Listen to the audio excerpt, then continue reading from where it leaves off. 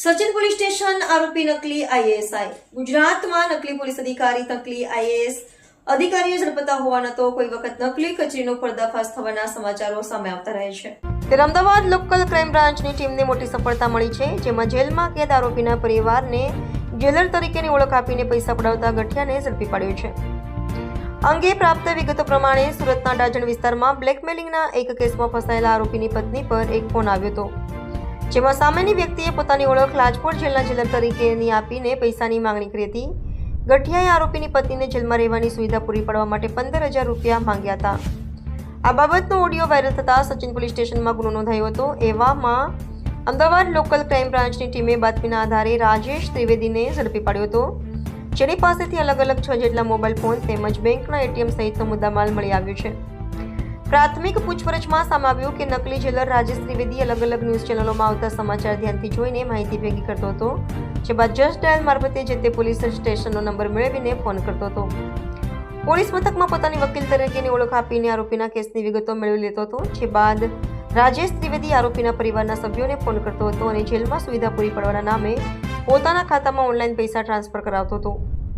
આટલું જ નહીં, જો કોઈ આરોપીનો પરિવાર પૈસા આપવા માનાકાની કરે તો તેને જેલમાં મારી નાખવાની ધમકી આપતો હતો। પોતે પોલીસના હાથમાં ન આવે તે માટે આરોપી માત્ર કીપેડવાળા સાદા ફોનનો જ ઉપયોગ કરતો હતો।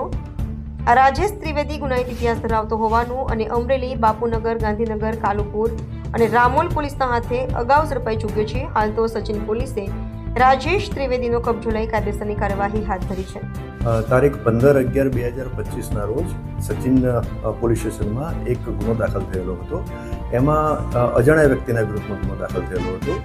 એ અજાણ્યો વ્યક્તિ એના મોબાઈલ ફોનથી લાજપોર જેલમાં એક અડાજણ પોલીસ સ્ટેશનના ગુનાના કામે 3 આરોપી જ્યુડિશિયલ કસ્ટડીમાં હતા। એના સગા સંબંધી પાસેથી જેલર તરીકે ઓળખાણ આપી અને એમની પાસેથી પૈસાની માગણી કરતો હતો, જે અનુસંધાને આ અજાણ્યા વ્યક્તિ વિરુદ્ધમાં ગુનો દાખલ થયેલો હતો। ગુનો દાખલ થયા પછી ગુનાની તપાસના કામે જે નંબર ઉપરથી ફોન આવતો હતો એનો CDR મેળવવામાં આવ્યા અને બીજા મુદ્દાઓ પર પણ તપાસ હાથ ધરવામાં આવી। દરમિયાન અમદાવાદ શહેરના ઝોન 2ના DCP સાહેબની LCBની ટીમ છે, એમને સ્પેસિફિક બાતમી મળેલી હતી। એ બાતમી આધારે એમણે આ આરોપી જે છે એને ઝડપી પાડ્યો હતો। આરોપીનું નામ છે રાજેશભાઈ નરેન્દ્રભાઈ ત્રિવેદી કરીને એનું નામ છે। એ મૂળ સુરેન્દ્રનગરનો રહેવાસી છે, પણ હાલ ઈસનપુર અમદાવાદ ખાતે રહે છે।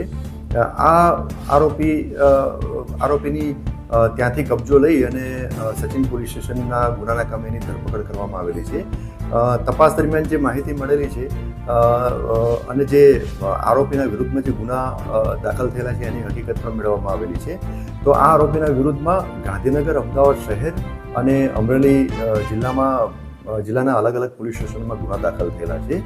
ભૂતકાળમાં આ આરોપીએ પોલીસ તરીકે ખોટી ઓળખાણ આપી, મહેસૂલના અધિકારી તરીકે ખોટી ઓળખાણ આપી અને ફૂડ સેફ્ટી ઓફિસર તરીકેની ખોટી ઓળખાણ આપી અને આ રીતના પૈસા પડાવતો હતો। એટલે આ રીતની એની મોડસ ઓપરેન્ડી જે છે। આ આરોપીએ જસ્ટ ડાયલ મોબાઈલ એપ્લિકેશનમાંથી અડાજણ પોલીસ સ્ટેશનના ટેલિફોન નંબર મેળવી અને એ ટેલિફોન નંબર ઉપર PSO જોડે વાત કરી અને PSOને એવું કહ્યું કે આ જે અડાજણ પોલીસ સ્ટેશનના જે ગુનામાં 3 આરોપીઓ પકડાયેલા છે એનો હું એડવોકેટ બોલું છું અને કેટલા વાગે આરોપીઓને રજૂ કરવાના છે એની માહિતી મેળવી। તદુપરાંત આ 3 આરોપીઓના જે સગા સંબંધીઓના મોબાઈલ નંબરની પણ માહિતી એને PSO પાસેથી મેળવેલી હતી। એ રીતના એ પ્રકારે આ માહિતી મેળવી અને એમણે જે આરોપીઓના સગા સંબંધીઓને ફોન કરી અને પૈસાની માગણી કરેલી હતી। હાલમાં ગુનાની તપાસ ચાલુ છે। બીજું કે આ જ આરોપી વિરુદ્ધમાં 18/11/2025ના રોજ મૈદરપુરા પોલીસ સ્ટેશનમાં પણ એક ગુનો દાખલ કરવામાં આવેલો છે અને એમાં પણ મોડસ ઓપરેન્ડી સેમ પ્રકારની, એટલે કે જેલના અધિકારી તરીકેની ઓળખાણ આપી અને એણે એક બીજા આરોપી કે જે જ્યુડિશિયલ કસ્ટડીમાં હતા એના સગા સંબંધી પાસેથી પૈસાની માગણી કરી હતી। એટલે આ સંબંધે પણ મૈદરપુરા પોલીસ સ્ટેશનમાં ગુનો દાખલ થયેલો છે।